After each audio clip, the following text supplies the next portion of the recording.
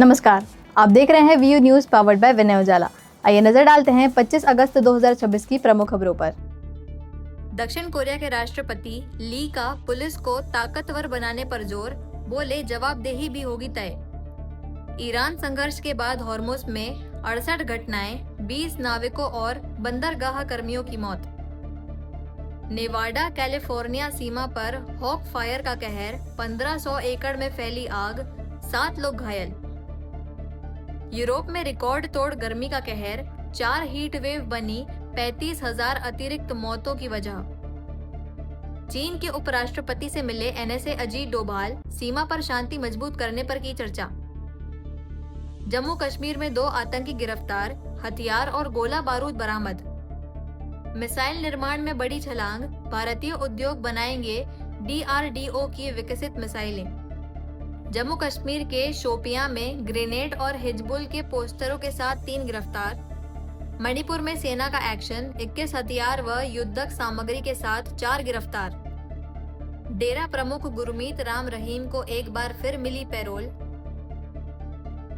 Greater Noida में नशे के कारोबार में लिप्त महिला समेत 2 विदेशी नागरिक गिरफ्तार। एमसीए परिसर के 5 रेस्टोरेंट पर एफडीए की बड़ी कार्रवाई, फूड सेफ्टी उल्लंघन पर लाइसेंस सस्पेंड। बढ़ती महंगाई पर प्रशासन की सख्ती, कोलकाता के कई बाजारों में छापेमारी।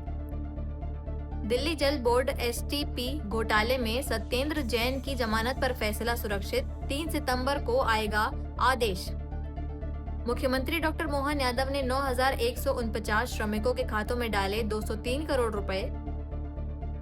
इंदौर में कॉलेज छात्रा ने घर में फांसी लगाकर की आत्महत्या, कारणों की जांच जारी।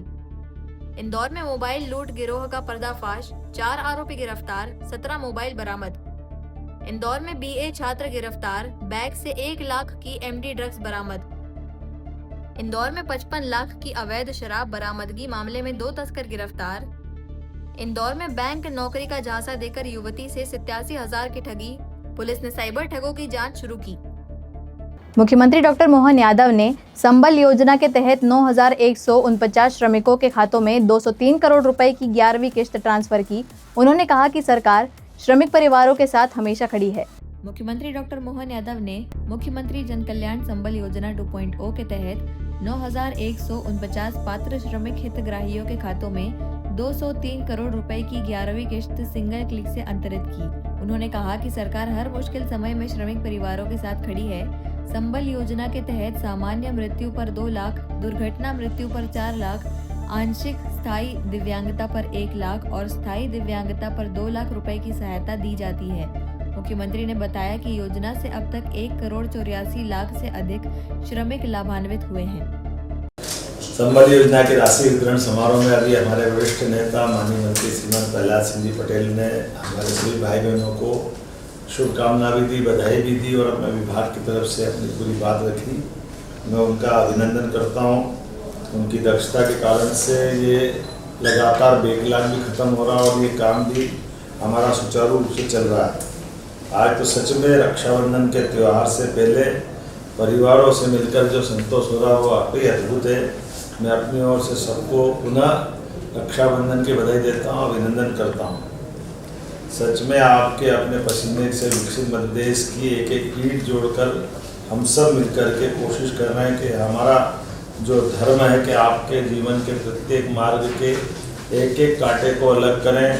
आपके लिए सुख का समय आए, आनंद का समय आए। मुश्किल की इस परिस्थितियों में सरकार आपकी अपनी है। किसी भी श्रमिक परिवार पर कोई भी विपत्ति आए तो माननीय मंत्री जी हम सब आपके साथ खड़े हैं। मेरी अपनी ओर से आज के साथ ये जो 9,150 संबल हितग्राहियों के लिए 203 करोड़ की राशि दी रहे हैं। सच में ये राशि यथायोग्य अलग अलग सभी प्रकार के भाइयों बहनों के लिए हाथ में राशि पहुंच रही है। कठिन दौर में हाथ में आने वाली राशि हमारे कष्ट को थोड़ा कम करती है। मैं अपनी ओर से प्रदेश के 1 करोड़ 84 लाख श्रमिकों को ये जो सहारा दे करके बड़ी योजना है, जिसके कारण से हम कई लोगों के कष्ट में अपनी मदद का हाथ बढ़ाते हैं और हमारे नौजवान ऐप और ऑनलाइन प्लेटफॉर्म के माध्यम से भी काम कर रहे हैं। अब काम का तरीका भी बदला है। गिग और प्लेटफॉर्म वर्कर्स को संबल योजना में शामिल किया गया है। ये उसी का अगला हिस्सा है। हितग्राहियों को आयुष्मान योजना से भी जुड़ा, ताकि सभी प्रकार की कठिनाई में संबल हितग्राहियों को उसका लाभ भी मिले। मेडिकल, कानून, इंजीनियरिंग, पॉलिटेक्निक की पढ़ाई कर रहे उन सारे विद्यार्थियों के लिए भी सरकार फीस की चिंता इसी माध्यम से कर रही है। आज श्रमिक भाई बहनों की इस वर्तमान के दौर में जो संबल से योजना का लाभ मिलता है, वाकई वो अद्भुत है। गर्भवती बहनों को भी 16,000 की इसमें भी सहायता दी जाती है। कोई स्थायी रूप से दिव्यांग हो जाए 2 लाख और अस्थायी दिव्यांगता पे 1 लाख। मध्य प्रदेश देश का वो पहला राज्य है जहाँ श्रम शक्ति संहिता बनी। मैं माननीय मंत्री जी को और विभाग को बधाई देना चाहूँगा। ये बड़ा कानून आप लेकर के आए, जिसके माध्यम से बड़ा योगदान है। और आत्मनिर्भर बनाने के लिए श्रमणा योजना जो लागू की, उसकी भी मेरी अपनी ओर से बधाई। पुनः आज के इस अवसर पर मैं अपनी ओर से सभी भाई बहनों को बधाई देना चाहूँगा। 203 करोड़ की राशि आप में से सारे लोगों को मेरी अपनी ओर से पुनः आप सबका वंदन, अभिनंदन। माननीय मंत्री जी सहित पूरे विभाग को और बाकी सभी मित्रों को बधाई।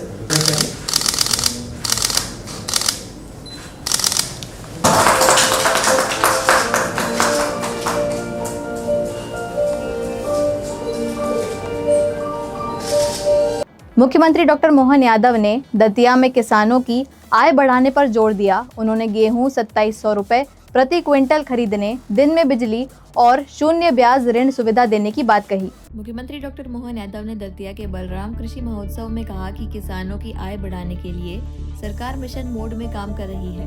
उन्होंने बताया कि आने वाले समय में गेहूं 2700 रुपए प्रति क्विंटल के न्यूनतम समर्थन मूल्य पर खरीदा जाएगा।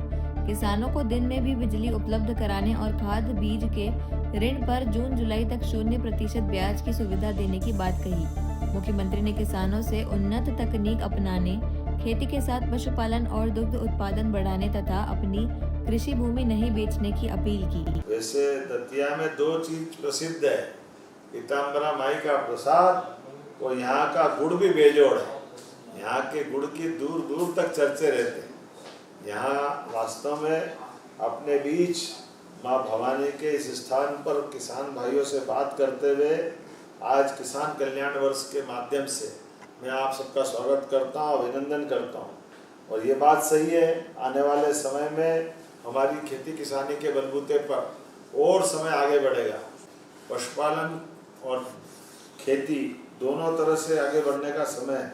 लेकिन इस जिले में तो धान की पैदावार बहुत ज़बरदस्त, 32 कुंटल से बढ़कर अब 36 कुंटल हेक्टेयर तक हो गई और मूंगफली और गेहूं का रकबा भी तेजी से बढ़ रहा है। लेकिन आने वाले समय में चने की खेती भी यहाँ बढ़ाते हुए 18 कुंटल प्रति हेक्टेयर तक हो रही। ऐसा तो कहीं होता ही नहीं। जोरदार ताली बजाएं अपने यहाँ के किसानों के लिए। सेवड़ा में स्वावलंबी कामधेनु गौशाला का निर्माण कर रहे हैं, जहाँ 5000 निराश्रित गौमाताएं रखी जाएगी। दूध का उत्पादन भी बढ़ेगा। सरकार के माध्यम से सभी क्षेत्रों में हमारे द्वारा अब तो अगले साल जो चना और गन्ना लगाएंगे उन्हें भी बिजली दिन में ही देंगे। दिन के समय आगामी समय में खेती की बिजली बजाय रात को मिलने के दिन में मिलना चाहिए कि नहीं मिलना चाहिए। दिन में खेती अगले बिजली सबको ये बड़ा लाभ मिलेगा। और साल का भी एक बार 31 मार्च का झगड़ा खत्म। आप अपने खाद बीज के पैसे के लिए साल में एक बार ही जमा करोगे, भले जून में करो, जुलाई में करो, 31 मार्च का कोई चक्कर नहीं। ताली वाली बजा के बताएं ये अच्छा हुआ कि नहीं निर्णय।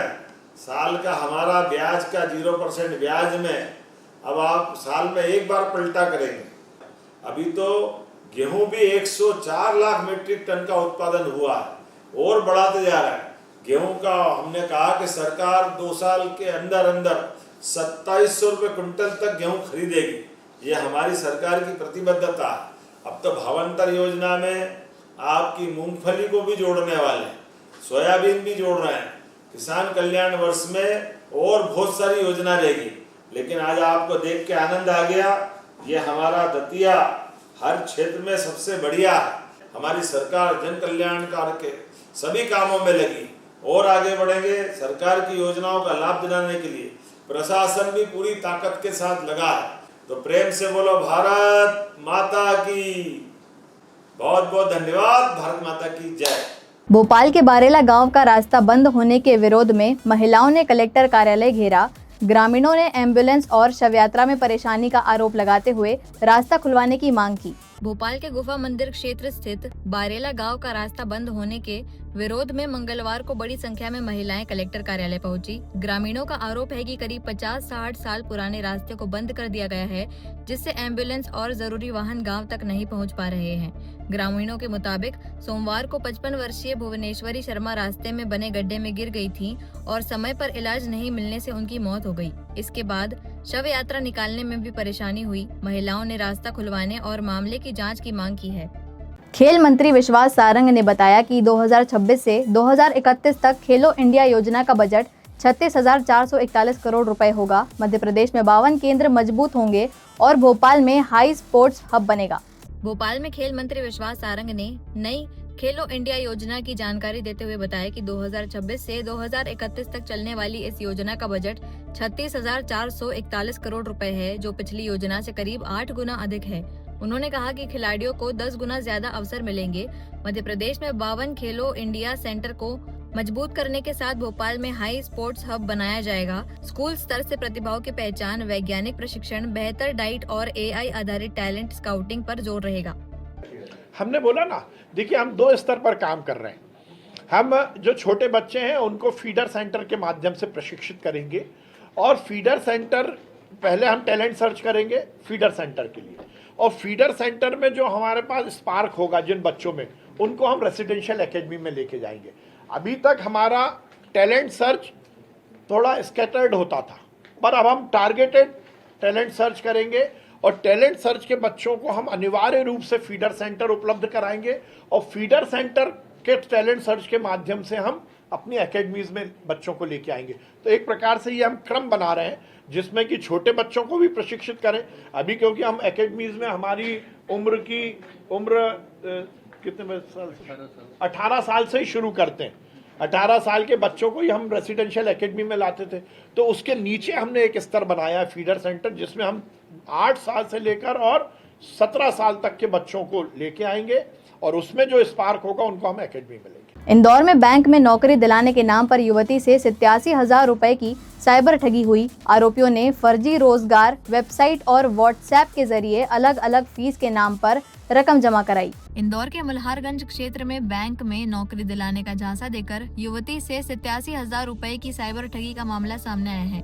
सानिया गुप्ता ने फर्जी रोजगार वेबसाइट पर नौकरी के लिए आवेदन किया था। इसके बाद आरोपियों ने खुद को रोजगार संस्था के अधिकारी बताकर भर्ती प्रक्रिया के नाम पर व्हाट्सएप के जरिए QR कोड भेजे और अलग अलग फीस के नाम पर रकम जमा कराई। युवती से कुल 87,000 रुपए ऑनलाइन ट्रांसफर कराए गए। बाद में आरोपियों ने फोन बंद कर दिए। शिकायत पर पुलिस ने मामला दर्ज कर नंबरों और बैंक खातों की जांच शुरू कर दी है।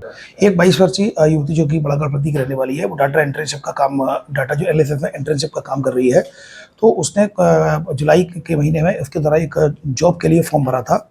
अचानक उसके पास कुछ दिनों पहले एक फ़ोन आया, उसने अपने आप एक महिला का फ़ोन आया, अज्ञात महिला का। उसके द्वारा ये बताया गया, भारतीय रोजगार संस्था की कर्मचारी बोल रही हूँ और तुमने जो जॉब के लिए अप्लाई किया है और उसमें तुम्हें स्पीड अप कराने के लिए प्रोसेसिंग फीस, रजिस्ट्रेशन फीस और तरह तरह की जो फीस बताकर उससे लगभग अलग अलग ट्रांजेक्शन कराकर कुल मिलाकर 87,000 रुपये की उसके साथ धोखाधड़ी की है। मैं इलेक्ट्रॉनिक चैनल्स के माध्यम से सभी से अनुरोध करना चाहूँगा, इस तरह अननोन नंबर से अगर कोई भी किसी भी अगर वह संस्था का अपने आप को अधिकारी या कर्मचारी बताकर पैसे की मांग करता है तो 1 रुपया किसी को भी न दिया जाए, क्योंकि ये साइबर फ्रॉडस्टर्स है। ये सिर्फ आपको बातों में उलझाकर और आपके साथ फ्रॉड करते हैं। हम फिर लौटेंगे दिन भर की ताज़ा और अहम खबरों के साथ। तब तक के लिए देखते रहिए VU news powered by Vinay Ujala.